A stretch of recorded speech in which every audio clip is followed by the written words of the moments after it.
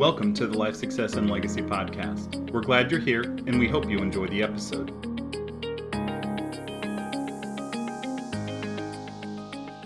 Hey everybody, we want to welcome you back to the next edition of the Life Success Legacy Podcast. I'm Chris Bay, joined by the founder of Life Success and Legacy, Mike Everett, and also key role player within our team, technical director, Michael Crawford. Hey Mike, how's it going? Technical director, I love that. Yeah. We just ask people, what do you want to be called? And people come up with their own titles here at Life Success. That's why Mike Everett, we call him the king. Come on. You can just call me the king. I'm good with that. How's everybody doing? We haven't recorded one of these in a little while. Been a minute. Been a minute, yeah. I got to spend some time in Colorado with my wife, which was fantastic. Got to see some of the aspens turning golden, which was beautiful. Mm-hmm. And we have since moved as well. So I haven't even got stuff moved into my office yet. I got an empty bookcase and nothing on the walls. And if you looked out here, you'd see all the cardboard boxes waiting for me to unpack them. So well, we don't want our listeners to know that we missed you. Right, exactly. Things just keep purring along. I am sporting we probably need to notify people around the world who aren't paying attention. I'm sporting my Kansas Jayhawks, which we typically don't get to do in Pride during football season. Somebody want to update the world on what's going on with the Jayhawks? 5-0, baby. I'm going to tell you, it's been since 2009. Yeah. We are now fully ranked too. What was it, 17, 19 or something like that? I'm telling you, for us to be ranked in the top 20, you would think that Jesus is coming back maybe this week. For us to not be ranked in the bottom 300s. Oh, yeah. It's just ridiculous. I think the best season we've had in the last 12 years is 3 wins, and 2 of those wins were our preseason stuff that Division 4 teams. Yeah, I was going to say Division 2, but let's go Division 4. Yeah, it was a flag football game. Yeah, it was. One of our clients who actually works at the university, on a whim, he and his dad got season tickets, and they're like in row 14 at the 45-yard line. But they bought this before the season, and it's easy to get tickets at booth, and now they're like, we're loving this year, but we won't be able to afford them next year. We're sure of it. All the ticket prices will go up. Last 2 home games been sold out, and it's been forever and a day since that's happened. So well, we want to jump in today and give our listeners a little bit of insight into what happens on Mondays, which is our strategy design day. And our entire team comes together. So it's the 3 of us, plus Mike Kwong and Shelley Forbes. And we go through an agenda of potential new clients who are asking for a strategy to be designed for them. And then also existing clients who are asking for an update to their strategy. And so what we thought we'd do is just kind of give the listeners a view into how this happens. Now, we're not going to share our software screen or anything like that. Obviously, we want to honor people's privacy with their information and all that, but we will kind of talk through our process and what we think about. So just as a reminder, we focus a lot on education at Life Success and Legacy. And so that includes things like reading Nelson's book and or other IBC books, but we always lean on becoming your own banker as a place to definitely start. We talk about doing the Monday night webinars that typically Mike Everett is hosting those. We talk about doing a boot camp, which we have one this Saturday, which is a roughly 2.5, 3 hour deep dive into IBC. And in fact, during the boot camp, we do show an example with our software of what we're going to talk through today. So all these education pieces happen up front. Okay.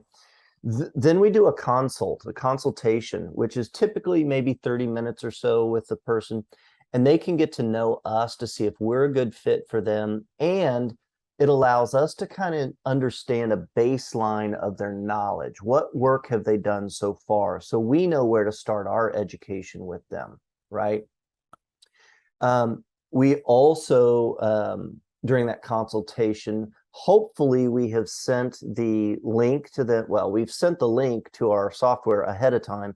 Hopefully they have filled out the information, and we can walk through with them during that consultation to make sure that we understand exactly what the data is that they've provided, right? Yeah. Then what we do is a dream conversation. Several of our team members do dream conversations. And what that allows us to do is really understand what are the goals of the client, okay? And we'll talk about what that looks like here in an example. Once we've done the dream conversation and we've clarified the data that they've submitted to our software, Inspiring Hope and Freedom is the name of the software, we then list those folks on our Monday agenda, and we meet to design their strategy. Anything I'm missing, guys, that you would want to add to that whole build up to before we actually design a strategy? Not at all. Not at all. I think the key to this obviously is reading the book, but the phone consult where we get an opportunity to know somebody. It's a 15 to 30-minute conversation. Sometimes it turns into an hour, depending on, their level of education, what they have done, their deep dive into IBC. And because I know we've all run into somebody who's actually done some serious, precursor information where they have gathered up. They've listened to podcasts of other IBC guys. They've read all of Nelson's books, and so that's always kind of a fun and interesting conversation. But yet, in that consult, and you mentioned this, we really want to know them, and they want to know us. Yeah. Or chances are we're not moving forward. Right. I just in the last couple of weeks, I did a consult with one gentleman. And probably the first 15 minutes of the consultation was me listening to him tell me how great IBC was. I was like, yes. Yeah. I agree. Absolutely. Yeah. And then I did one just earlier this week with actually a young man, newly married, from Canada. And we can't do business in Canada, but he had been listening to our podcast and he had questions. And so, I spent time talking with him, talking through our process, exactly what we're going to do today, right? He shared with me some of his information, their goals, and I said, well, here's how we would kind of approach it. And have you researched any IBC coaches in Canada? And he listed off 2. I added a 3rd that he could, interview and see who's a good match for him. Yeah, so that's good. I agree. I love consultations, getting to know people, find out what research they've done, all those kinds of things. Yeah. Okay. So once we've kind of gathered all that information, we've agreed that they like us, we like them. We're gonna hold hands and move forward in this process, right? We then come to Mondays, which is our strategy design days, and Mike Crawford, I'll bring you into it here a little bit as we're getting ready to dive into a strategy. What are the things from your perspective? Because we all bring different skill sets, right? Yeah. Different mindsets. You're more analytical when it comes to this part. What are you looking for when we dive into a strategy? Well, usually when we start off, you or Shelly or sometimes Mr. Mike Kwong will give us the backstory of the client, i.e. a summarized version of the dream conversation. And that gives all of us an opportunity to hear a snippet of what those conversations, how they unfolded with the client. And usually it's during that time that while we're doing that conversation, I'm usually driving the bus from a screen share perspective, and we're kind of clicking around, talking through each of the categories, the assets, the mortgages, the car loans, the business loans, the student loans, all the things. And we're looking at existing life insurance. We're sort of, we're taking the conversation from the dream conversation and the data from the software, and we're trying to mesh that together during that initial part of the conversation. While that's occurring, my brain is kind of shifting to a thing that, we talk a lot about in our boot camps, which is the idea of an activator. Mm-hmm. And Mike Everett says this all the time. We all have a pool. The only difference is that the size of our pool might be different between us, but we all have one.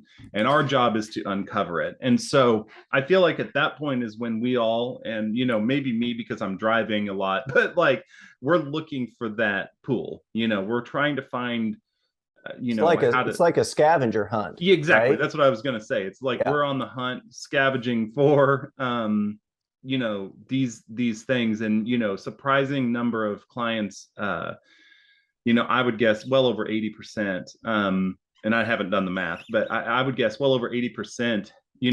Overpayments, cash sitting around that has been under the mattress, or fill in the blank. Contributions to a 401k or an IRA or a mutual fund. Exactly. There's all kinds of overpayments on credit cards. Yep. All these things. Payments on a student loan that they're not even requesting payments on currently. Right. Yeah.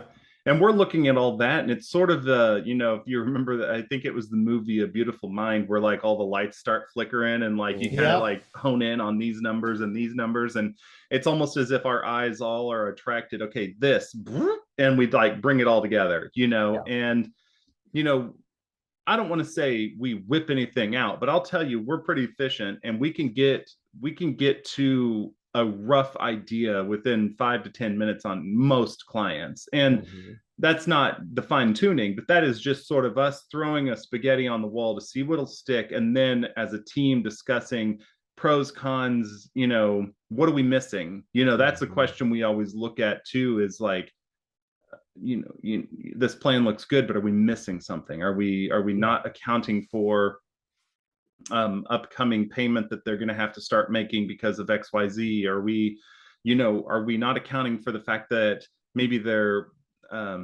rest of their family doesn't have any life insurance coverage? So do we need to add some additional term policies or convertible terms that we can use for IBC down the road? So the conversation like kind of ramps up really quick, and then we start to dissect our own conversation internally. Mm-hmm.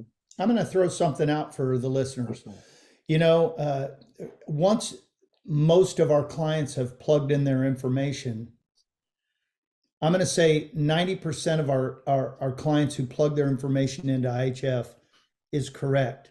We do get stumped sometimes when we're walking through some of the different assets or some of the different debts that they've got out there, and we're wondering, is this the real number? Yeah. Whether it be the balance, whether it be the actual payment due, or whether it be the overpayment, or even the interest rate. So if somebody is listening right now, the more detail that we can get in somebody's financial picture, the better strategy we can design. Yeah, I agree. I always say the software is dumb. Like it only knows what to do with what it's been given. Right. And so the beauty of the software is what we can do with it. The detriment to the software is we aren't in control until we have received the information. And that's just, that's part of our process though. Chris talked about that in his intro, is that in many cases, we hope that by the time we've gotten to a dream conversation, the numbers have been entered so we could have already reviewed them, and then maybe have a clarifying question or two during that conversation that helps A, direct that conversation's path, but also B, sets us up for success on Mondays. Yeah, exactly. So let's kind of, we mentioned one as an example off air that we could kind of look at, and that we've worked on recently. And I'm reminded that in this case, the family, first of all, when I asked the question, are you interested in paying off your mortgage, or are you more interested in passive income? They had not had that conversation. Right. And so what it did is it prompted them to go back and have some conversations. They had talked about getting a rental property because one of them had some experience in property management, and that made a lot of sense to them. It's in their wheelhouse. But it really prompted a conversation about, okay, what's going to be most beneficial towards our goals, either paying off the house, or instead of the software attacking that mortgage, we start building the cash value for the use of building passive income in the future. They also had shared they needed a replacement pickup truck, basically immediately. And so, Crawford, I'll come back to you and we can talk about how we do those future purchases and things like that we take into account. The other thing that they shared is they had already applied for a home equity line of credit and had been approved for X amount of dollars. Okay. And they were originally going to just consolidate debt. But they pushed the pause button to see what we would come up with. Right. So those are some of the variables. You know, these folks, clearly, I mentioned this, they've got a mortgage, they've got a home equity line of credit, they were contributing to 401ks, they had some savings, they had a current vehicle debt, and then this new one, a new purchase, one relatively small credit card, a 401k loan that they had taken, and then this HELOC that they had. And then in our software, there's also a comments section. Okay, so now we've kind of laid the groundwork here. We're looking for those activators, those inputs, whether it's lump sum or whether it is a monthly cash flow. Okay, so you guys talk about that piece and what we discuss and think about. I'm going to jump in there because one of the things that you talked about was the contribution to the 401k. And, you know, as we're teaching IBC, I would say at least half of our clients ask us right away, should I continue to contribute to my 401k? And every single time we put it right back on them. Absolutely. And say, what do you think? And, you know, some of them are contributing anywhere from $200 up to $1,000 a month. Well, we call that cash flow. And when all of a sudden they realize that they can plug this into their IBC system and then have access to it again and again, then all of a sudden it's just like Crawford talked about this, the lights start to flicker for them. And it's our job to go over and hit the rheostats and kind of push them up and let them see the possibilities. And we just educate them. We're not telling them what to do with their money. No, we tell them up front, we will not tell you what to do with your money. We will design a plan and we'll educate you about your options based on your goals. So 401k, if you want to contribute to your 401k, you go for it. Yeah. If you're going to do that, here are the things that you need to understand, the pros and cons. And oh, by the way, with the software, we can actually show you what's possible if you choose not to contribute to your 401k and direct it towards your IBC plan, right? Especially if they have debt that they can turn the wind current on. Oh, and again, huge. We know that, you know, average America's losing 34.5% after-tax dollars to the interest on their debt. Well, is there any 401k that's giving you 34.5% return? I don't believe so. No. So that's why we attack the debt first and delay that build up towards passive income. That right there is the beautiful mind of Nelson Nash. Yes. And what he discovered. You know, there was a whole lot of investigation and a whole lot of him doing his own due diligence and figuring out why IBC, why dividend paying whole life insurance. It's just unbelievable. Yeah. And you know, the only thing I would add to that is, you know, most of the time, the reason anybody's doing the other things they're doing, I don't care what it is, 401ks, under the mattress, mutual funds, is because that's what they were taught. That's all they know. And that's it. We are, as an educational organization, we are just trying to shine light on the little known truths about money, those things that Nelson uncovered, those things that have been there since the beginning, but we never really knew how to take advantage of. And again, that's why the power of the software is so beneficial for us, is that we can, in a relatively quick period of time, develop these strategies for clients. And then both Chris and Mike, you guys talk about this all the time. We're going to show you the strategy. Either A, we got it right, B, we missed the mark, or C, you think we're silly and you're going to walk away. And that's okay. Any one of those options is just fine.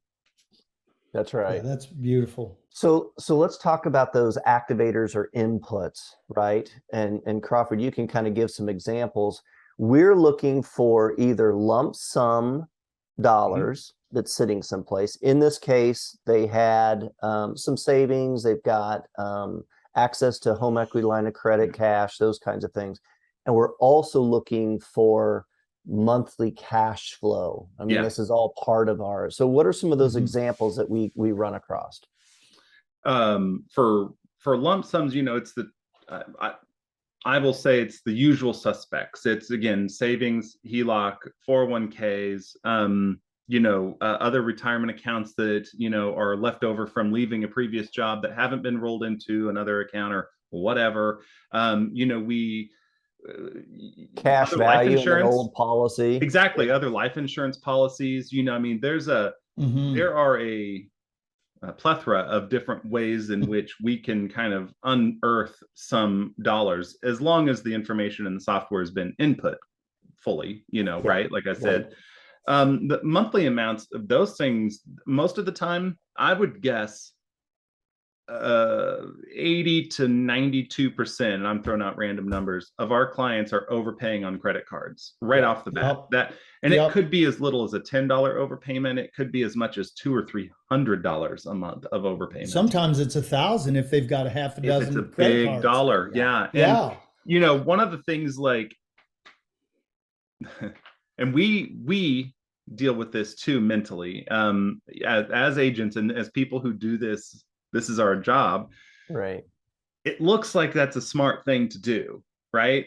Oh man, that balance is going to just trickle down so much quicker. I don't have this interest that I'm paying out the door. But then we realized, when we stop and put the brakes on for a second and look at it, that we've lost access to that dollar forever.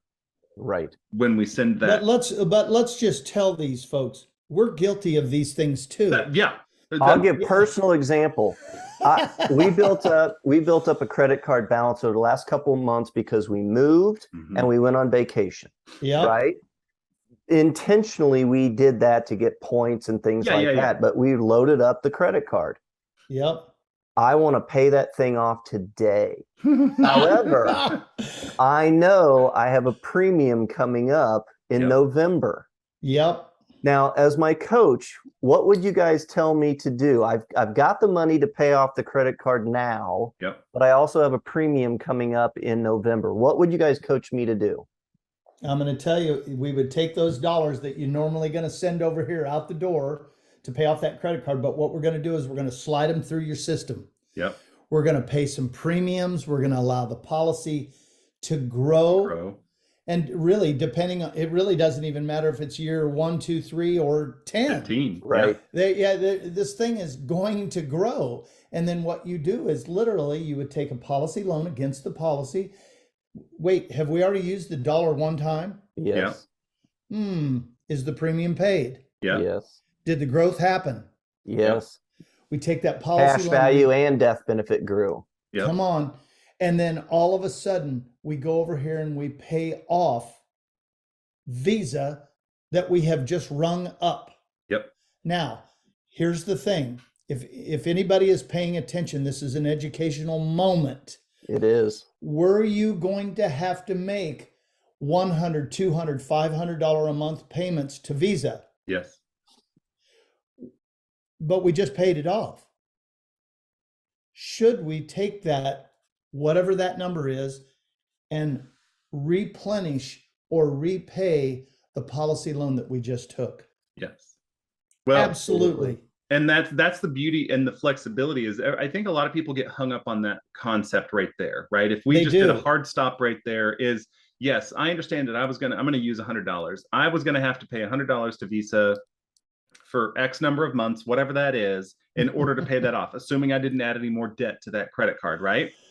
What I always try to help people understand is that, look, you were going to make that payment anyway. So take I'm going to use a $10,000 debt that you had on that credit card. And let's say your payment was $100 a month. So we're going to take $10,000, we're going to divide it by $100, and you're going to make a $100 payment for that long at minimum. That's what it would have cost you to borrow the money from the credit card, right? So for the time that it took you to pay that debt off, that's how long you're going to pay that credit card. However, when people start to realize the power of that dollar that's going back in, when do you want that to stop? Never. So when you And get by a the way, little this bit, is a great place to talk about economic value added. Yes. right? Yeah, absolutely. Yeah, because most of the people who have done a webinar understand that really economic value added is just adding value to the dollar. So Yep. if the $100 is creating, you know, a Mhm. sustainable number and an access to additional dollars, would you want to add money to it? If it's feasible, Just, then always. yeah, everybody Yeah. got an extra Well, $500. and that's the thing, like, too, is we get a lot of those questions at boot camps, you know, and as we've reviewed different things, and I've looked back over questions over the past 2 years from boot camps. One of the questions we get most often is, how do you set up the amortization tables? And I always think it's funny because each time we talk about this from our personal perspectives, and I think the only person that in our team that has ever done that was Chris Garrett's, that used to set them up. Mike Everett, Chris Bay, Mike Crawford, and I can't speak for Kwong or Shelly Forbes, but I will tell you, the three of us on this screen right here, we don't care about amortization tables because we know the value of sending every available dollar back to our system, regardless of what we said we should have owed back. Yep. With an asterisk, unless it is a personal loan to a business. Right. Exactly. If I am loaning to my business, then yes, we do need to amortize and have all that. You need the paper trail. CPAs. You got to but if it's just a personal loan to ourselves, we don't track that stuff. We just send as much as we can every month and still live life every month back to our policy. It just to dovetail along with that, I just had one of my clients take a fairly large loan. Mm-hmm. It was over $30,000 to buy a piece of equipment for his business. He immediately texted me back and said, hey, along with that, can I get an amortization and a loan document? It took me about 7.5 minutes to do this whole thing. But yet now all of a sudden, we've provided for him, our client, our friend, the documentation that his CPA needs in order to make this all work together. Yes. Okay, so in this strategy, we have access to lump sums. Mike Crawford, you gave some examples of what those might be. We also then, you guys talked a little bit about what are those month-to-month type pieces. Mike Everett, let's just say somebody has access to $50,000 from some source, okay? And they've got some smaller debts that we can turn the wind current on. What's the likelihood that all $50,000 is going to go through a premium in the strategies we design? Zero. Absolutely. Why is that? No chance at all. Yeah. So that's, we get this at boot camps, you know, hey, well, I want to put all of these dollars. So we have to pull people off the ledge sometimes because they're thinking this is the way to get this thing done. But yet we look at all of these little debts that are going to free up maybe anywhere from $200 to $1,000 a month. Because if we were able to create a system, we've got a husband, wife, kids, where we want to do a policy on the husband, a policy on the wife, maybe small ones on the kids. That may be $20,000, $25,000. Let's call it 25. And then they've got this $25,000 over here on the shelf, but they have $15,000 worth of debts in credit cards or cars or whatever it is. But that $15,000 worth of debts frees up $700, $800 a month. That all of a sudden, if you look at how we're trying to do this, it frees up enough money to where we can begin to build back internally the premium dollars that they're going to have to pay for the second year. So we're trying to just create a plan that eases their pain. So we say this all the time. If we can't put you in a better place tomorrow than you are today, you shouldn't do IBC. At least you're not going to do IBC with us. So well, and we have a client, a person who wants to be a client. And after our team reviewed their information, we realized that it's probably not the right time for IBC. However, through some conversations with one of our teammates, they've realized that there's a plan that they can still enact, even if it's not buying an infinite banking policy, that will free up some dollars and potentially put them on the path towards an IBC policy down the road. And those are always frustrating for us as a team, because we really obviously want to help everybody. But what we're also in the business of is making sure we stay friends with those folks and make sure that we are still helping them, even if they can't jump on the IBC train today. And our team's, mission is to, create these long-term trusting relationships. And, we have folks coming back to the table who may not have been the right fit today. Years down the road, we just had a guy who after 8 years came back to the table, I think, Mike Everett. And, absolutely. You never know when or how, but I think that the idea behind how we approach things is from that relational standpoint and the educational standpoint, and not a salesman's perspective. We hate that, and that's because we've all been clients, and we don't like to be hounded by salespeople, right? And I've been an outside salesperson my entire life, right. And so I know that mentality, and I have a very keen eye on reading people and their level of comfort when you start talking about that stuff. And it's like, and so I'd rather build the relationship and then have them come to me for the information, or to the team. So Mike Crawford, in most cases, and this may be hard to explain without a visual using the software, so I'm going to put you on the spot here a little bit. We'll see how good you are at articulating this, and the rest of us can chime in as too. In most cases, we are designing strategies where if the people are honest bankers and they turn the wind current and they turn those dollars back into their policy, they never have to worry about coming up with new money for their premiums in the future, in most cases. And we'll talk about those other cases when we are planning for new money. Can you explain, because a lot of people get confused. They think, I have to save money for my premium and I now have to do loan repayments. Putting you on the spot here. Can you articulate why that is not an issue? Yeah. So, I'll use $10,000 as an amount. So just a $10,000 premium. If you break that down on a monthly amount, that's about $834. And I'm rounding, but give me the benefit of the doubt here.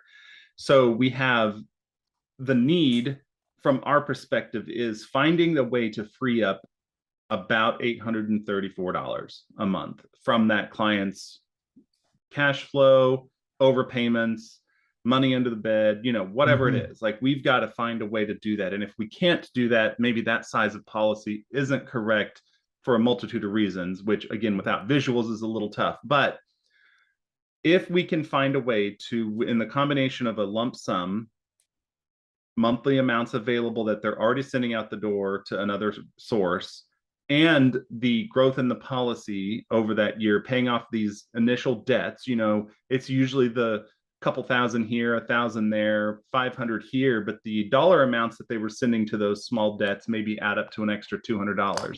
And so if we can piece together all of this stuff, and this is where the mathematics of the software help our brains, because we don't have to do any of it. As long as the information's in there, we can put it all together pretty quickly and show, okay, cool. This is going to result in them having around $11,000 available to pay premiums for the second year. We only needed 10. Great. Then what we have is $1,000 extra to go towards new debt down the road. Plus, once we pay the premiums, the policy grows. So now we have access to additional dollars.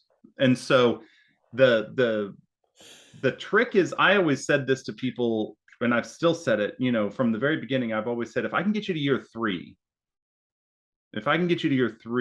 we are usually home free, in terms of just like that feeling of it being a payment instead of a deposit. I believe fully that it takes 25 months, give or take, for your brain to flick. Sometimes people are faster, sometimes they're slower, but it's like, we've been so ingrained in our old way of thinking that the idea of being able to pay the premiums from your existing cash value or money that you're already sending out the door is so hard to grasp, which is, again, the beauty of the software is the visual numbers, the step-by-step, month-by-month, payment by payment amount that shows everything that they're going to be able to do. Let's see. Principle number 1 is think long term. Think long term. So if we can get people, and how fast is 25 months? I mean, let's get real. So 25 months is nothing in the big scheme. So if we can get people to where they understand that their premium dollars, whatever they are, every dollar creates a dollar. Yep. Long term is really 15, 20, 30 years from now. Yes. And Nelson says that you've got to think down the road, 20, 30, 40 years in order to understand the power of what IBC really means to you and your family. Yep. But if we can show them how to do it in the first 25 months, then that brain flicker that you were talking about, when they finally go, it is. But I'm going to say this because of the software that we have, because of our educational process, because of the different things that we do with the book, the webinar, the boot camps, the consultation, the presentation of the strategy. Our education process ramps up everybody's opportunity to learn in a quicker fashion than, let me tell you, I didn't get trained like this. I didn't get educated like this. Yeah. 17 plus years ago when I got into this thing, we had like 40 guys, and the only person we had teaching us was Nelson Nash. Yeah. We didn't know anything about this. We didn't understand that the policy was growing at this rate. We didn't understand that you actually really made policy loan repayments. Oh my goodness. I still have a problem with that, but but yet our educational process is there for our clients. And because of some of my failures, some of the learning that we have done, we can get people in a place that we never thought was possible. Exactly. I think that's the key is there. Our software is, we've talked a lot about it. It's great. It is a very small percentage of what we do. It is a tool that we use to put together all the other pieces that Chris talked about that lead up to that Monday day strategy. While it is important, it is the least important in the big scheme of us educating them to that point. Yeah.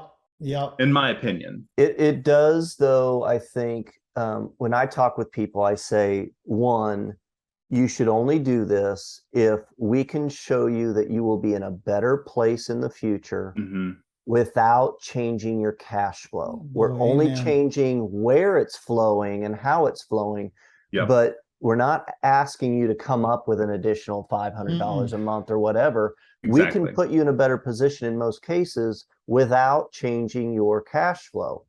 The other thing I say is, once we've gone through the education process and we present the strategy using the software, it's not an emotional decision. It's not I'm going to cross my fingers and hope this works. It is black and white on paper.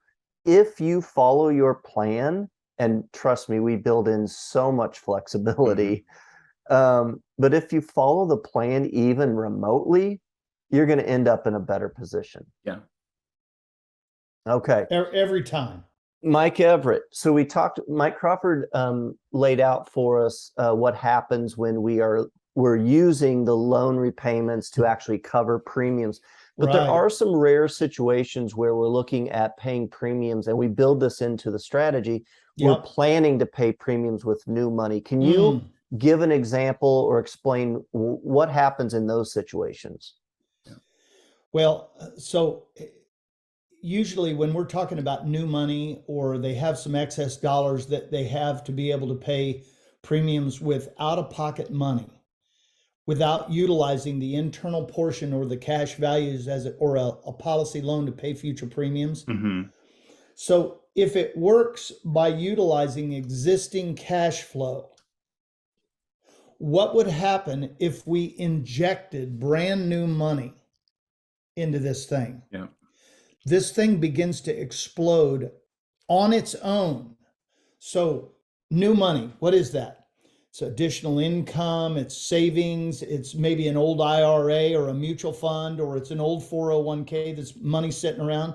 And we have a number of clients who want to do that, where they've got these excess dollars sitting over here and they're just wanting to inject those dollars into premiums with brand spanking new money. Yeah. And I'm going to tell you, when you all of a sudden see the value of that, some of those people, though, they don't have debt. Yeah.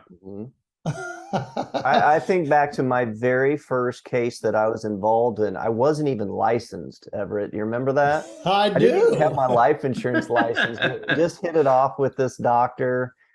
She was fantastic. Yeah. And she didn't have any business debt. She didn't have any personal debt. No. But she had this SEP IRA, and she just wanted each year to slide money over in new premiums. And what she ended up doing is building up her pool of capital over time. And then she had entrepreneurial children, and she became the bank for the family businesses. Yeah. So let's get into that SEP IRA, because we want our customers to know that we did not suggest to her to do this. No. She came up with this all on her own. She goes, well, these dollars are potentially in jeopardy. Yeah. What would happen if I utilize this on an annual basis and slid this over little by little? And we go, no brainer. You can do that. Yeah, let's do it. And you can make that decision each anniversary of your premium. Absolutely. Yeah. One year you might decide to do it, or maybe partially. Yep. And another year you might go, I made a ton of money this year. I don't want to bump myself up into another tax bracket. I'm not going to liquidate any of that year. Right. So the great thing about is, and you, Chris, you just said this, we build in so much flexibility to where if they want to do that, they can, but if they don't want to do that, they don't have to. Yeah. Yeah. Yeah, because they've already built their pool over here into their IBC system to where they can utilize it to do whatever they feel like doing. Pay premiums, utilize it for vacation. Let's go to Colorado for a month. I mean, finance come on. or business, whatever. Right. So once we kind of have the strategy worked out, we've kind of ballparked like size of premiums, what family members need to be insured, and those kinds of things. Then we actually get to the part where we're actually designing the actual illustrations of the life insurance policies that are the foundation of the whole strategy. Yeah. Right. Talk about that a little bit, about the actual what we do, because people get confused sometimes about our Inspiring Hope and Freedom software and then the illustration software that the life insurance companies have. I'm going to let you take that, Crawford. Well, so when we build an illustration, we're just using the software from the company, right? Whatever company we're representing for this client. And the software will spit out based on the parameters of the age, and their software does their own thing. We have no handles of any of that, right? Right. But we put in their name, their age, their general health, and then it spits out numbers based on how we tell it. You know, we have our 40-60 split, 40% base, 60% paid up additions rider, and then it helps us determine those percentages down to a more finite number, depending upon, again, age and health and things of that nature. Once we have those numbers, we can actually now take that illustration and go back into our software and manually enter those numbers to be exactly precise with how the dollar will flow through the system, and give them a more exact strategy, I guess you could say, where we know exactly this is the amount for the premium, this is the amount for the each year's growth in the policy if you pay your premiums. And so it just gives us a little more fine tuning, but also it now gives us the opportunity to bring them, real numbers from the software of the insurance company that says, here's the exact cash value, and here's also your death benefit. And we then as a team might have a secondary conversation. Well, this family, there's one breadwinner. There are 4 kids. It's probably smart for us to add a term rider to this to add to the human life value of this client in order to make sure that they're covered in case the worst happens. Because even though we don't really care about life insurance in the same way that a traditional life insurance person does, we do care about the client. And that being said, we have a moral obligation. Yes. Right. That's absolutely right. So a lot of Absolutely. times, exactly that. If you're looking at, because IBC policies are designed to de-emphasize death benefit and emphasize the cash value or the equity, Yep. we may look at doing or suggesting a convertible term policy for them Right. to bump up in a relatively inexpensive way, bump up their death benefit to make sure that if something happened, their family is safe.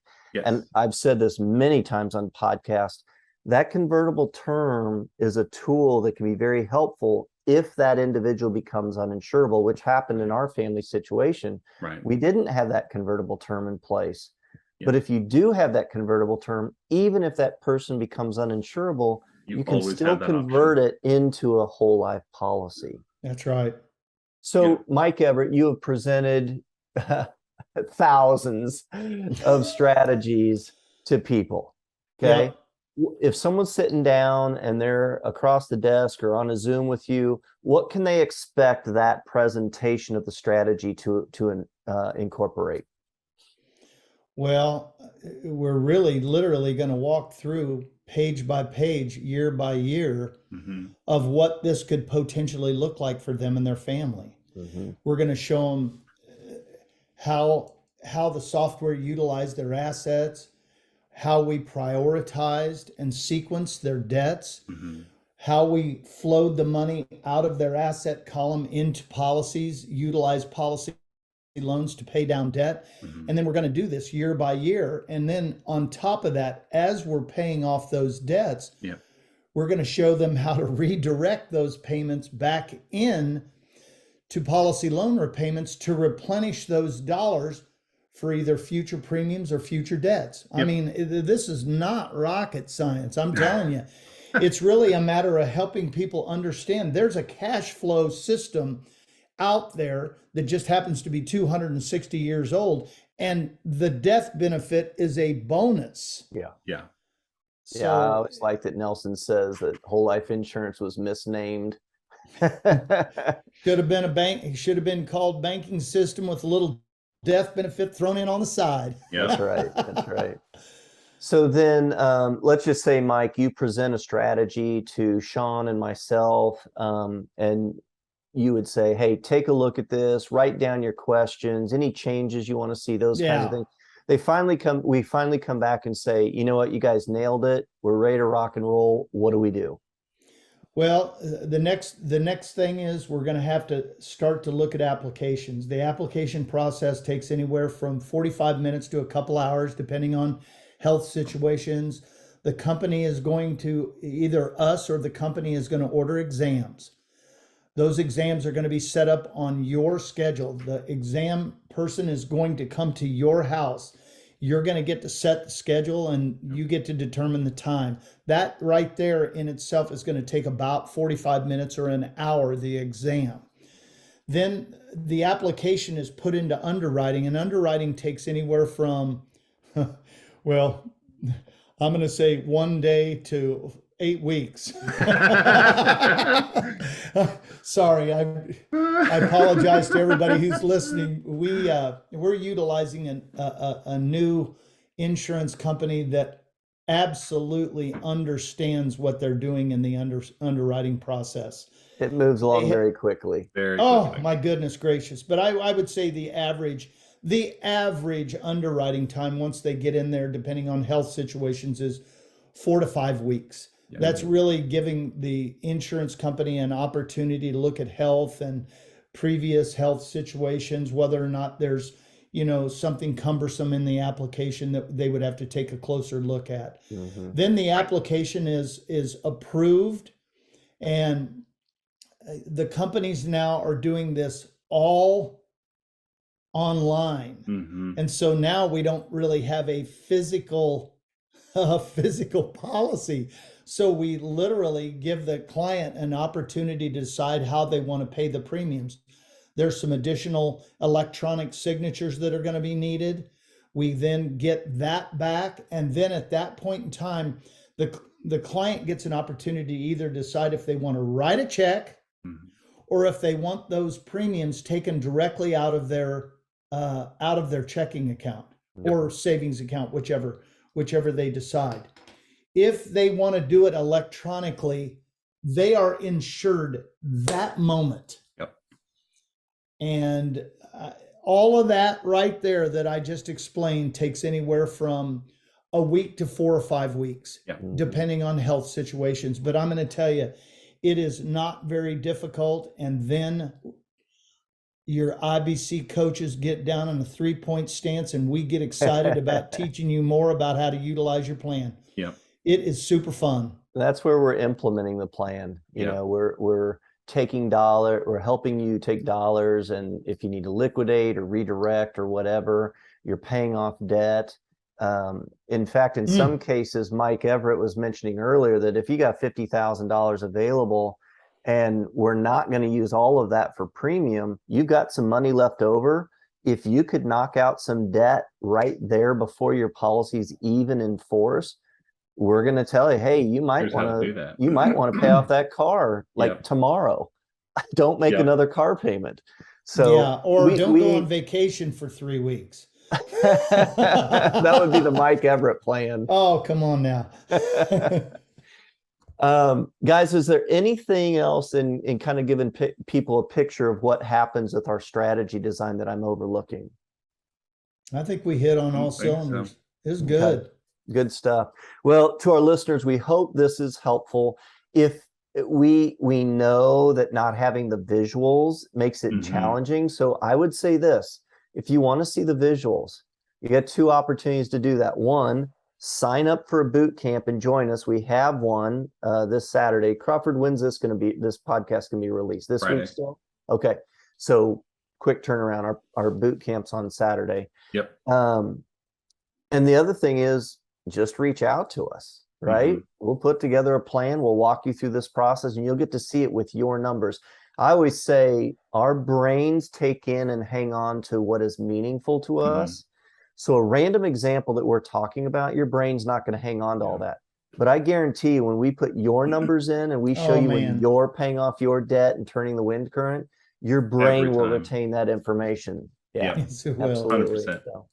All right. Well, to our listeners, thanks for joining us. Give us a thumbs up, download, make a comment, all those different things, depending on the platform that you're taking this information in. And we hope you'll join us next time.